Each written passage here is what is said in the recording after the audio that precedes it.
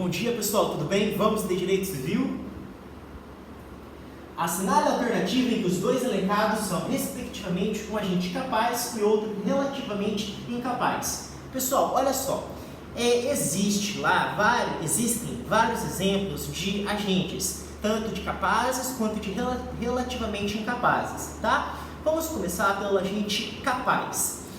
A banca trouxe como exemplo de agente capaz uma pessoa que tem 16 anos completos que está casada. Então essa pessoa é considerada um agente capaz, tá? E um exemplo de agente relativamente incapaz, nesse caso trazido pela VUNESP, é uma pessoa de 40 anos que por causa temporária não pode exprimir sua vontade. Só que não são apenas esses exemplos, o Código Civil traz outros exemplos, tudo bem? Então, por exemplo, pessoa considerada agente capaz é uma pessoa que casou, certo? Que foi o exemplo, porque com o casamento vem a emancipação, então, segundo o Código Civil, é considerado um agente capaz. Não só o casamento, quando acontece a colação de grau em nível superior, quando a pessoa tem um estabelecimento civil ou comercial, certo? Quando ela tem um cargo público efetivo, tá? São algumas situações em que vai cessar essa incapacidade. Então, cessando a incapacidade, é considerado um agente capaz, tá? E também, por outro lado, nós temos os agentes relativamente incapazes. Por exemplo, ébrios, habituais ou viciados em tóxico, quem mais? Os pródigos, tudo bem? Aqui tem vários exemplos que a gente vai ver. Então, o gabarito da nossa questão é a letra C. Agente capaz, pessoa de 16 anos completos, casada. Por quê? Porque com o casamento vem a emancipação. Com a emancipação nós temos, então, uma pessoa considerada como sendo um agente capaz, tá? E pessoa de 40 anos que por causa transitória não pode exprimir sua vontade. Isso aqui é um dos incisos do artigo 5º do Código Civil, ou 4º, não me lembro, mas que vai falar que é um dos itens de agente relativamente incapaz. Mas na verdade não é só por causa transitória, pode ser de causa permanente. Só que a banca não falou que é exclusivamente causa transitória ou não somente transitória, tá? Então esse item está certo, essa alternativa. Olha só, a pessoa adquire plena capacidade em regra com 18 anos. Por quê? Porque com 18 anos cessa a menoridade. Mas o casamento é causa de emancipação, que faz cessar a incapacidade, nos termos do artigo 5º do Código Civil, tá? Bom, olha só, a menoridade cessa aos 18 anos completos, tudo bem, quando a pessoa fica habilitada à prática de todos os atos da vida civil. Então, esse parágrafo é muito importante, ó. O parágrafo único diz o seguinte, é uma frase, ó, cessará para os menores a incapacidade. A gente está falando menores, o quê? De 18 anos, a incapacidade.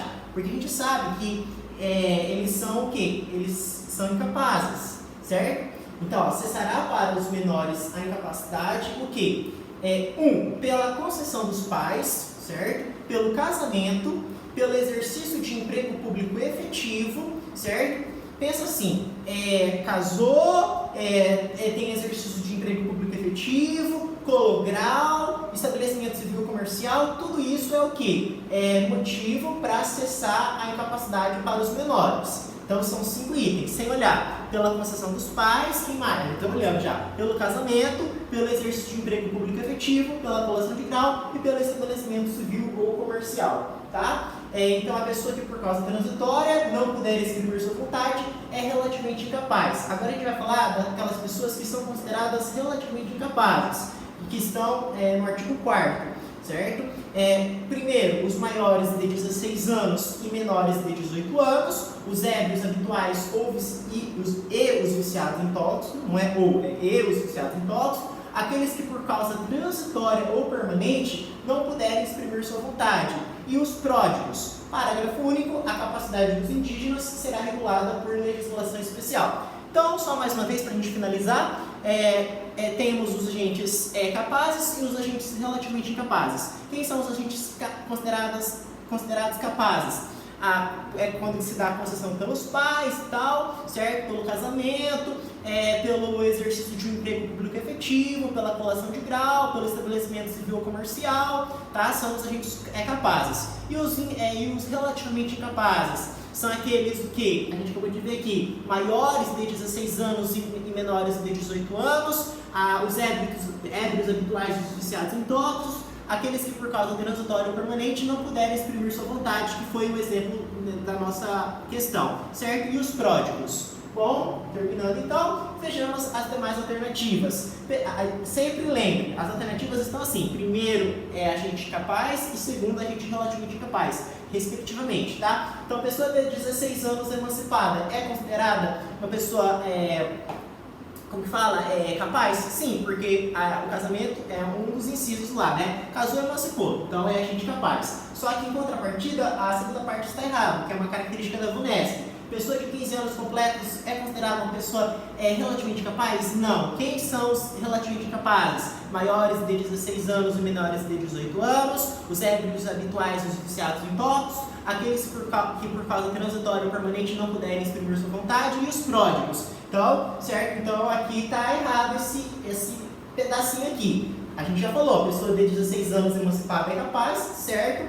Mas a pessoa de 15 anos completa é absolutamente incapaz. Certo? Nos termos do artigo 18 do artigo 18 não, nos termos do artigo 3º do Código Civil. Artigo 3º, são absolutamente incapazes, certo? A banca até fala, absolutamente incapazes de exercer pessoalmente os atos da vida civil os menores de 16 anos. Tá? Letra B, pessoa de 16 anos, titular de estabelecimento comercial, ela é considerada um agente capaz? Sim. Por quê? Porque lembra, o fato de ter o estabelecimento comercial, estabelecimento civil, as relações de emprego e tal, é um dos motivos para ser considerado agente capaz.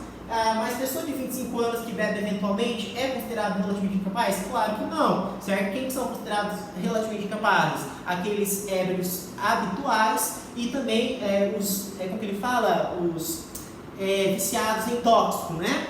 Então tá errado essa parte aqui. Olha só, rapidão, não lembro que a gente já sabe, mas é mais para fixar mesmo. Artigo 5º, parágrafo único. Cessará para os menores sem capacidade.